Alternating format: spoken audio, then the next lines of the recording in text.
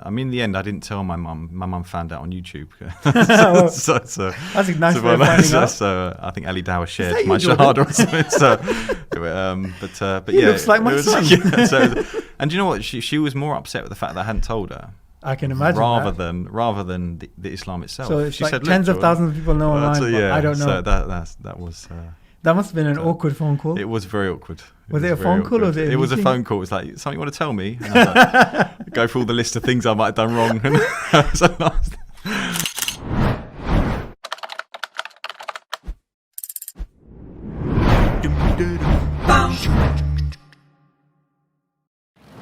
Assalamu alaikum, Jordan. How are you doing? Alaikum salam, Sabor. Corona. How are you doing? Corona type of way of greeting. Yeah. So, Jordan, it's been a while since we last spoke, and today obviously we're going to be discussing new Muslims and the issues that they go through. So just to get warmed up for this topic, I just recently had a call with somebody who was looking into Islam, and it's the standard thing of they're convinced of Islam, but then they're like waiting for a moment or this type of thing. So is that something that you went through as well, where there was this sort of... Yeah, I mean, definitely. So for me, I would say I knew I was Muslim. I would probably say 6 months before I took my shahada. Oh, wow. So, and I think you end up sort of kicking it down the grass because various things, various worries for me would have been family, social circles, how people would view me. So I think, we delay it as much as possible. So yeah, it was definitely something for me, and I've noticed many others as well. Mm. And do you think it's a kind of situation where maybe because of the society we live in, but because it's still a Christianized society, so people are like, okay, so I know Islam is true, but I'm just waiting for something. I don't know, a dream, a sign, or people have all these scenarios of when they want to accept Islam. Yeah, I take that point. I think definitely that wasn't the case for me, but I think I've heard other reverts with that kind of story. I think for me it was very much, I need to do 2 years extensive research, because there might be something in there that I don't like. And I actually was actively looking for things in Islam that maybe I can look at it and go, actually, it's not true. All right. But unfortunately, the more you do that, the more you'll see it is true. And that was, I knew I reached a stage where I thought, whatever I find, Islam's going to have the answer. So this is just a pointless, and I've got the rest of my life to learn this stuff, Yeah.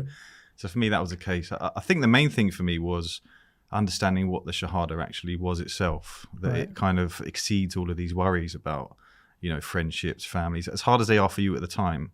I think when you get the perspective of what the shahada actually is, I think that's when I sort of said I got to do it.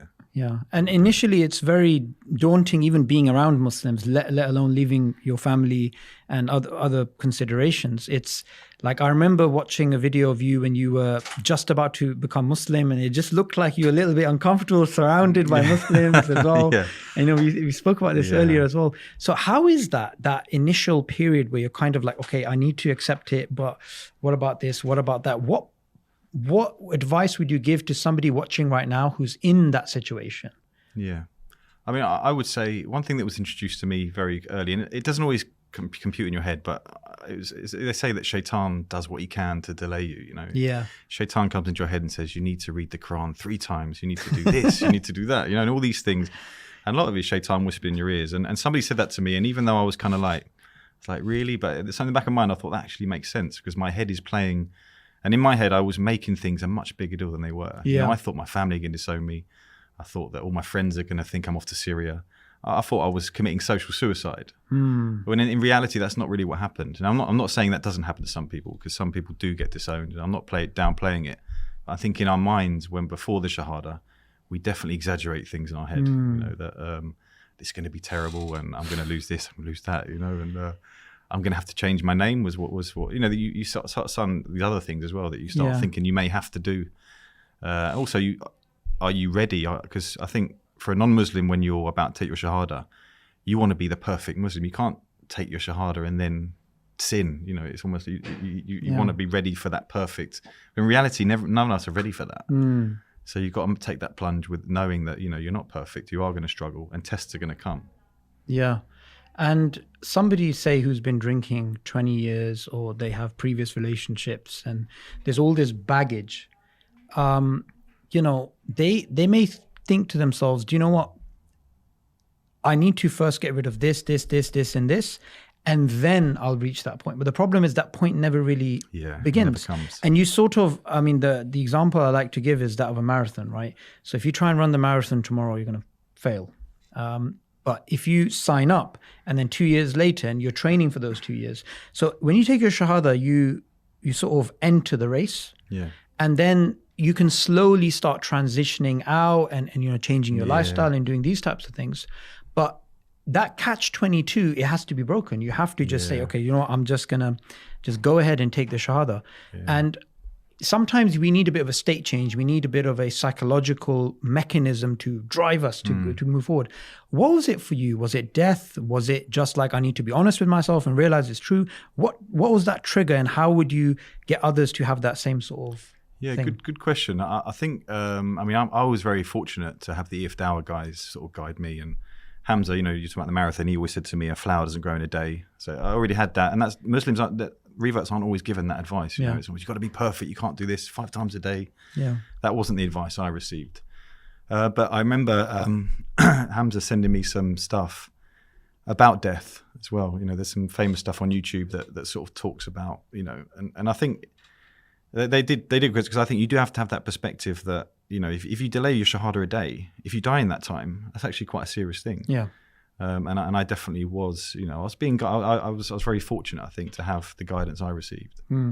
I think that's also probably because the feedback you got and the advice you got is from people who accepted Islam and they've been through that process, and they know selectively what not to accept in terms of advice. Because if say somebody, they have a theoretical understanding of what a Muslim should do when they accept Islam, that's very different to someone who practically understands the culture, practically understands, okay, in this context, this works. In this context, this backfires. Changing the name from Jordan to, I don't know, Umar or something, right? Yeah. It may seem tempting, but it can have repercussions. So how did you not fall into those common sort of things like changing names and wearing thobes as soon as you take the Shahada? That is a good point. And look, I think I've met many robes. I've met many reverts that have taken Shahada and they've gone that direction. And many, if it brings them closer to alive, it makes them feel, then I'm fine with that. I think the problem is many people are advised that you have to do it. Yeah, you have to do it, yeah. You have to change your name, you have to look like a Muslim, dress like a Muslim. And I think that kind of advice, a lot of it's out there. I was very fortunate, like you say, to probably have somebody who's like Hamza, who's probably been through a lot of the stuff already and came out the other side. And they were giving me examples of the Prophet, peace be upon him, where he, so I was basically getting authentic sources that I didn't have to do that. Yeah, I mean, the point which obviously Hamza makes and other brothers make, and which is the classic Islamic position that Muslims have to identify as Muslims. That's of course something that nobody disagrees with. It's just the way you go about and do it, and changing your name. The issue with that is, firstly, it's not something which you absolutely have to do. But what it does do is it makes your parents very upset. It looks like, when you change your name, it's like you change your sort of personality. Also, it's got to do with languages, right? So, if you speak a different language, sometimes it's almost like you have a different personality. So, I think these nuances are very important to understand, because, of course, we want to identify as Muslims. We want to follow Islam. But it's just the way you do it. And I think that's why the sort of advice from converts to Islam to other converts to Islam is a lot more easier and more practical than when it comes from a theoretical perspective. Anyway, let's get down to a few questions about, so when somebody accepts Islam, they obviously have to change their lifestyle. They obviously have to go down a transformation journey. Now, the hard thing at the beginning is the idea that I have to pray 5 times a day, right? And I have to do it at a certain time. Some people who accepted Islam, they actually thought you had to pray on the dot. So when it's 12:03, okay, you have to pray on 12:03. Some people, they got confused about combining prayers and these types of things. What would your advice be right in the beginning when it comes to Salah? Yeah, and I think this is a very individual thing, because I was somebody that worked very long hours. The day after my Shahada, I was working a 12-hour day. So and I think what I was advised to do, and I think it's different for different people. I was advised to get Fajr and Isha in, and I started off by those ways, and obviously don't avoid the others. Try and do what you can, and I try to make things up. I think it's a difficult one. It's tailoring it into people's kind of lifestyles, but it's difficult because Islam can't be. I was always told, and I remember Abbas telling me, you can't tailor Islam around your life. Islam, you have your prayers are your priority, and everything comes around. Unfortunately, I just wasn't in the position to do that right that moment, but I was moving my life in that direction. So I think as long as you're moving in that direction, then I think that's key. But like I say, I've seen examples where people, have a go at a revert because they didn't pray. They take their shahada in the early morning, and because they're not doing Asr, they get told they didn't know. So. I mean, I know of a brother who took shahada, and then because he was around Muslims who weren't really practicing, he simply thought, I just need to pray on Friday. That's it. Yeah. For a long time, he just thought that's all I need to do. So that highlights another issue, which is new Muslim communities, right? So, at the moment, would you say, like being here in London, and I'm sure you've traveled around to many mosques and met many reverts, and quite a few people online as well. Would you say new Muslims generally feel welcome in the born Muslim community, for lack of a better term? Good question. See, me personally, I did feel welcome, and I think I've spoken to various revert brothers. It's probably a deep topic where maybe it depends where you come from in certain circles. Yeah. I was lucky enough to go to Hamza's Masjid, Imam Foundation, where they already had a mixture of people in there. However, I have been to masjids, where I've just sort of gone in to pray and not felt welcome. I remember during Ramadan going into one, everyone went off for iftar, and I was kind of left downstairs. And I don't know if they assumed I wasn't a Muslim or so. There is. I remember once. I'll never forget this. I went into a masjid, and I think it was a Somali masjid, and we were praying, and some guy kicks my leg, so just boots me. So I think, what's he doing? So I boot him back. And at the end, I asked someone else. Apparently, that's kind of what they do to, avoid the gaps between your prayer. And that's their custom, and he didn't mean anything by it. But I think for me, as a revert, it's difficult when you go into these situations and you think, what's going on here? Yeah, and there's sometimes like usually. There's some hidden rules or certain, reading the air type of things. Okay, so as soon as you pray, okay, everybody knows they need to go upstairs. Okay, you may not have known that, or other sort of things. But there's also, I think, this type of feeling that as humans, we always want to feel in a place that we are welcome. And if there's already a perception about Islam, a negative perception about Islam as a non-Muslim, then you accept Islam. Sometimes that perception can still be there, lurking in the mind. Yeah. So before, when you're a non-Muslim, you're thinking kind of like, okay, Muslims aren't really welcoming people, or they're this or they're that. And then when you accept Islam, and you sometimes, because of the situation, you read the situation like, okay, the same thing's happening.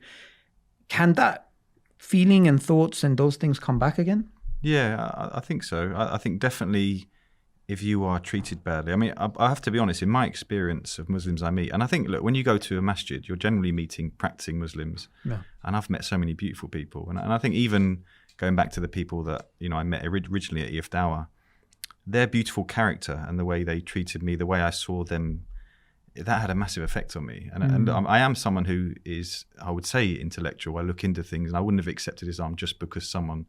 But it made such a big difference to meet people, a collection of people that, good manners. I saw how they got on. I saw the brotherhood. And it's so important that, and it was kind of like, wow, what are these guys on? And it gave me such a good representation of Islam early on. Whereas I wonder, if I went to Speaker's Corner, say, and I met the wrong Muslim, I may have left the park and maybe not only that's a good segue to something that you said to me maybe a few months back, which I thought was very interesting. When you came to the park and you accepted Islam, rather than learning the basics of Islam, the creed of Islam, and all these sort of things that you need foundationally as a Muslim, you went into the deep end and all these misconceptions and arguments for and again, and you regretted that. So tell us a little bit about that. So I accepted Islam, and obviously you're in an environment, and I probably got on YouTube probably too early as well, and you're in an environment where Islam's always being attacked, and So I started to think. I thought my research had to be on defending Islam. I need to talk about the beat the wife first. I need to know all the arguments. I need to know all the arguments about the kill the non-believers. I need to know all these arguments so I can explain to people.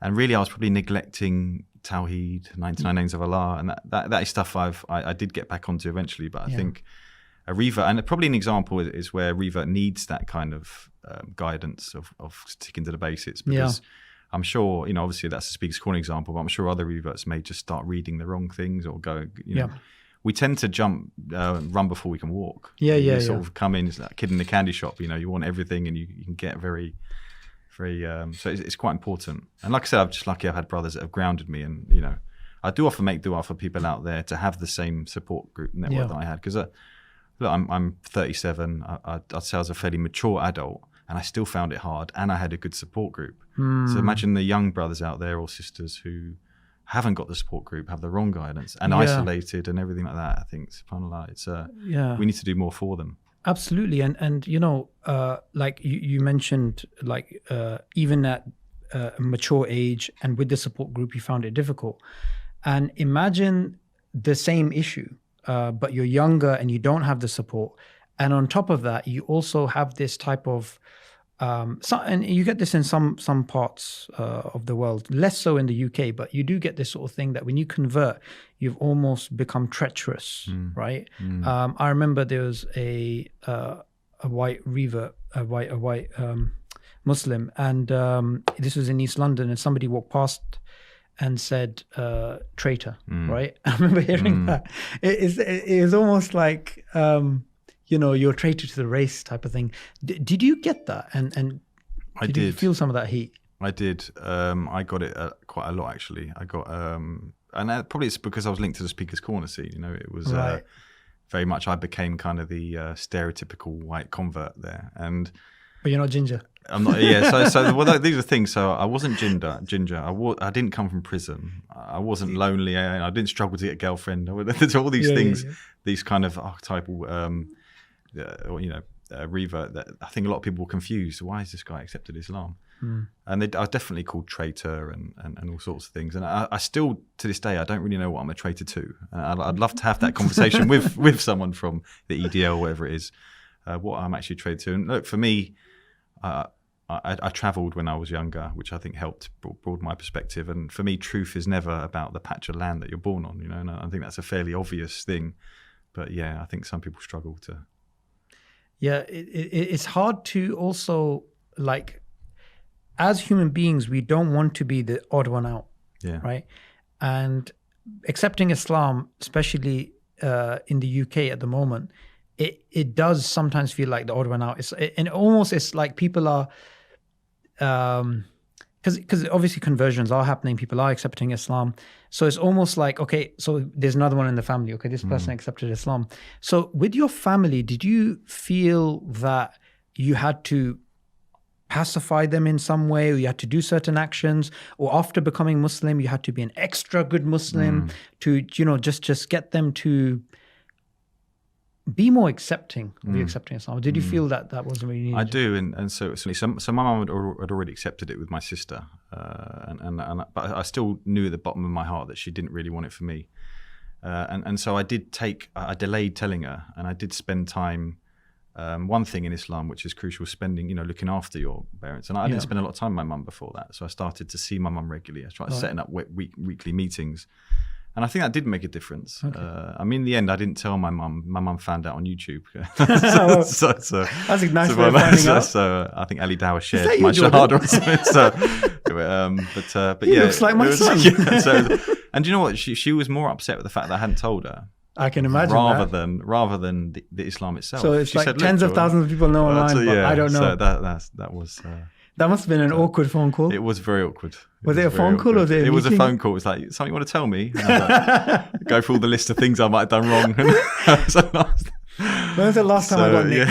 No, it's probably not that. So, yeah. Yeah, so that moment where obviously she found out, did you have fear that, oh my God, like, was she going to react like? Or were you kind of like, okay.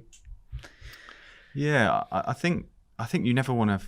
You always want to make your parents proud. and I think I always knew. And even now, I think my mum probably, thinks. I think originally she thought it was a phase or something, and then I think she's starting to realise it's not a phase. It's been a while now. But yeah, it's. I try my best to. I mean, I don't. Thing is, at the moment, I don't particularly. She's not in good health, but I don't particularly try and push Islam on people around me either. Mm-hmm. I try and use my actions and behaviour, and hopefully, if people see, cool, he's Jordan 2.0 now. He's a better version. Mm-hmm. Then I think that's the real dawah. Because my mum asked me questions about age of Aisha and all that stuff, but I think that's all kind of. Yeah, I think if I can show her what Islam's done for me, then. I think it's an important segue that when you show the transformational effect of Islam on yourself, and then you make it more relatable. So, for example, people often speak about how Islam helps them deal with the problem of evil or existential existence. Why do we exist? What's the purpose of existence?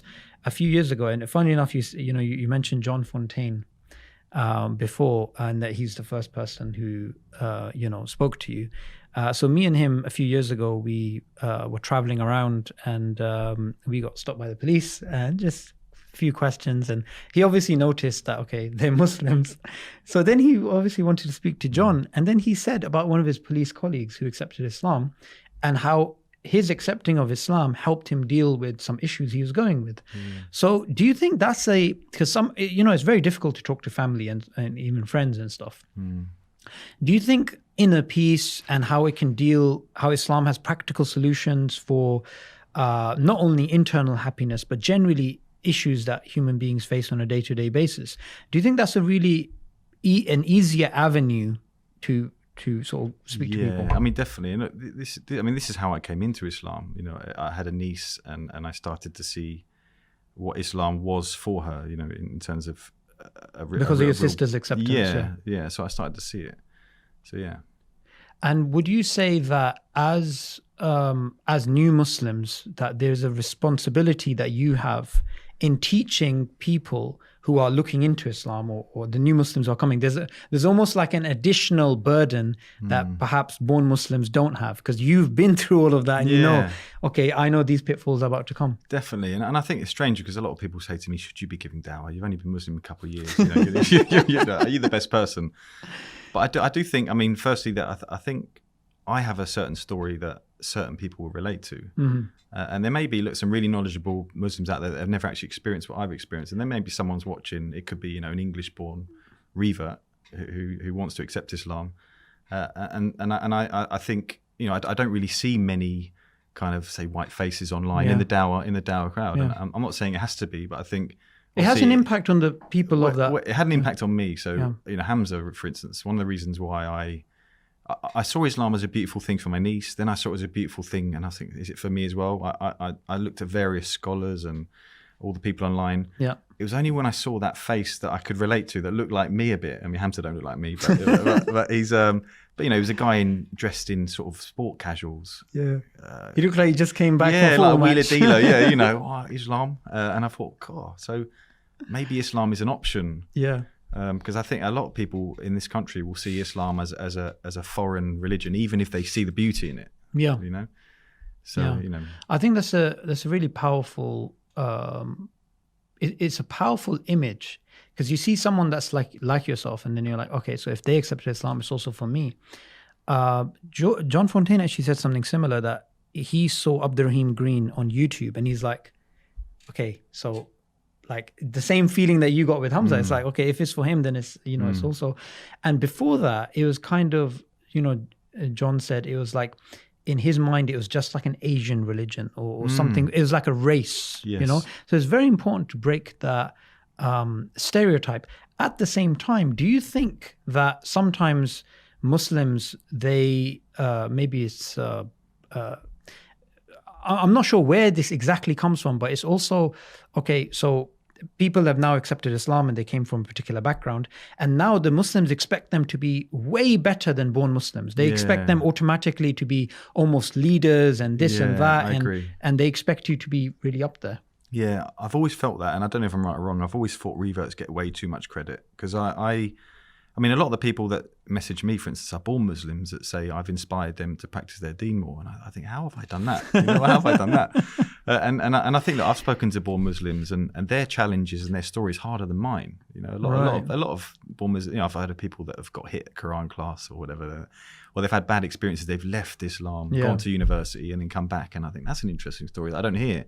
Normally, it's the revert telling their story that have come from a different background and accepted Islam. But yeah, and I think there's definitely, you do notice. I sometimes, I've got a little channel, and if I say something and I see people are taking it seriously, I'm always conscious to think, well, actually, I've got to be careful because I've got no, real knowledge. I can't be saying things or making any decisions.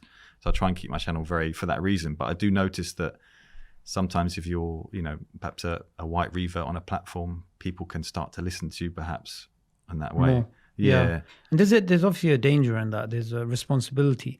But additionally, there's a powerful avenue you have to get across a point which we were talking about earlier, which is about the slow transformation that a person needs to make when coming.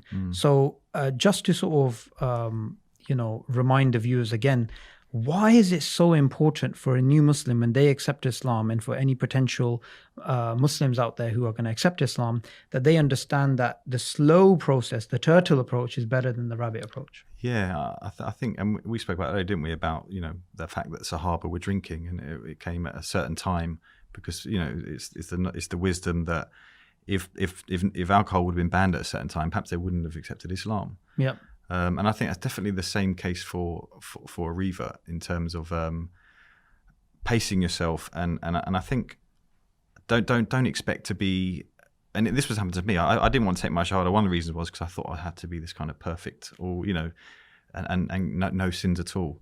And we know that's not realistic. And I think, like you said, a flower doesn't grow in a day. And I think you have to keep growing your foundation. And I think a revert, no matter how clever you think you are, and I thought I was clever. I still think I'm a bit clever. But you take your shahada and you're very fragile. Yeah, you're very fragile. Even though you believe, and you think, well, Islam is this. You're still, things can jolt you. Things can jolt you off, and you have to be very, very, very wary of that. And I think so. You have to take things as slow as possible. Yeah. And as someone who's still fairly fresh, I think you accepted Islam 3 years ago, 2 years ago? 2.5 years. 2.5 years ago. And there's obviously a cycle, right? So would you say this, in the world of today, as opposed to, say, 20 years ago, because everything's on social media and people they sometimes don't look at whether this person, like, where's this information coming from? It's more like, okay, this guy has a lot of subscribers, this person's saying this person's saying this.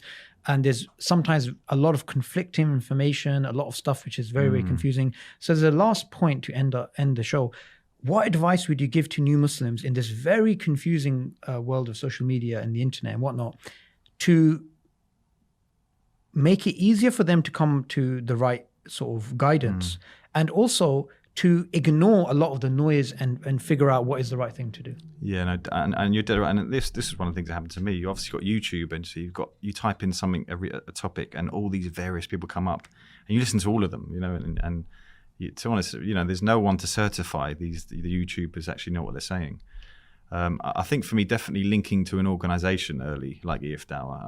I've been on your Dawah training course and stuff like that. So I think linking to an organisation and actually going to the basics, Tawheed, 99 names of Allah, and actually doing that first. And because once you've got that foundation, then you'll grow properly. Whereas I think a lot of reverts out there haven't built that, and they're still growing. They're still trying to grow as fast as they can. Yeah. And then so it's like I say, reverts. I was amazed how fragile. I'm in a revert group with EF Dawah, and I'm amazed these guys have all had the same support as me, and a lot of them have left Islam. They've embraced Islam and left for various reasons, but essentially they were fragile and weren't able to cope with certain things, and hopefully they'll come back.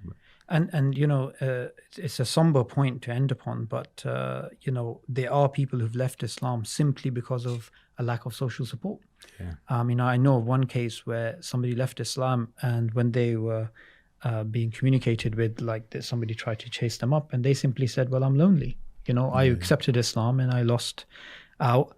But we don't want to leave people on that note. So how do we make sure that doesn't happen? How do we make sure that new Muslims And people who are potentially looking into accepting Islam, they don't look at this and they say, okay, well, it's too difficult, I'm going to lose my friends.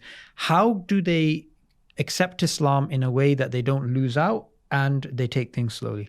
Yeah, I think this is like I say, it's a very individual thing, and I think that I think there's one thing is there's a lot of bad advice out there, and so I think many people are told, because I think, look, you can take your shahada, and I think if your circumstances are that perhaps your family you feel going to disown you, I don't think you have to tell them straight away. See, that's key, and this is, a lot of people think you have to. Yeah, and so I think the most important thing is your shahada is your afterlife. That's the thing you have to sort out, and then take time to grow. Even if it's difficult, because I'm almost telling people to be isolated. I mean, I think you should still be seeking mentors or get in touch with IRA or organisations.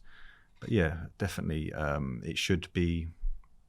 I would say the two things I would say that I've noticed are problems for new Muslims is isolation, and also the behaviour of Muslims. Mm-hmm. I think those two things, and I think the way we behave is so important, whether it's online, whether it's on just our mannerisms and stuff like that. And this is an interesting sort of segue, is even if the mannerisms of a Muslim or someone that's on a religious path, because remember, if you're from an atheistic background, then almost all religions are the same, and then slowly you transition off. The type of sincerity that people that people should have in an ideal world is that regardless of how bad someone's mannerisms are or whatever, they still struggle through and carry on. I mean, looking at the story of not only Hamza but other people who've accepted Islam, they went through, people with bad mannerisms, people with bad behavior, and sometimes getting the wrong information. But I guess that's just part of the test, that you just have to struggle through and just somehow make it on the other side. And I said this to someone recently. I said, look, life's a test. You literally go from one test to another. And when you try and shut the door of one test, you're just simply going to walk off into another one. Yeah. You're never going to be in a state of, okay, I'm comfortable, I'm good. And the other thing I was thinking about, and I wanted your thoughts on this to end upon, sometimes being a minority or being a stranger helps you solidify your identity and make you stronger, as opposed to if you were, say, living in a Muslim country where everything was easy. I think a lot of people have actually said it makes you more complacent. And it depends on the type of nature that Allah has created you with. Yeah, I like that point, because I think many people have said to me, why don't you move to an Islamic country? And when I went to Medina, it was amazing. To pray, you don't even have to think about it, because all the shops are closed, everyone walks to the masjid. Whereas over here, you're kind of like, what's the time? And you have to... Or else you're in Medina, you're like this, you're in a non-Muslim country, you just lose it all, and these types of things. But as a last point, Jordan, what advice would you give to, say, somebody who is thinking about Islam and they're in this catch-22 situation? They're kind of like, okay, I'm waiting for, a dream, or I'm waiting for flying rabbits, or I'm waiting for something. And even when I become Muslim, I need to have the perfect tajweed. I need to pray 5 times a day, wear the headscarf. Everything needs to happen straight away.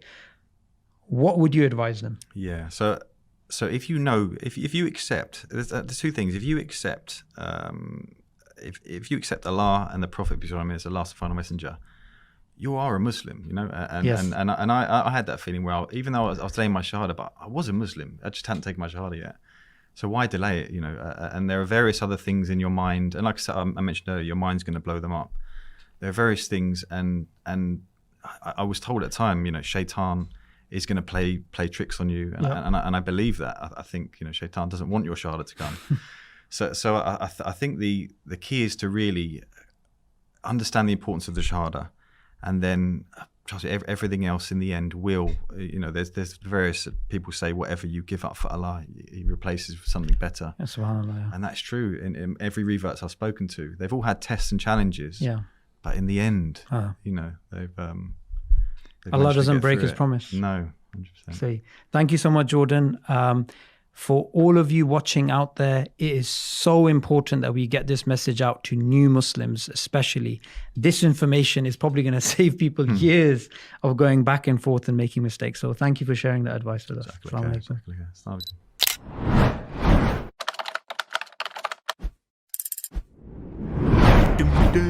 Bam.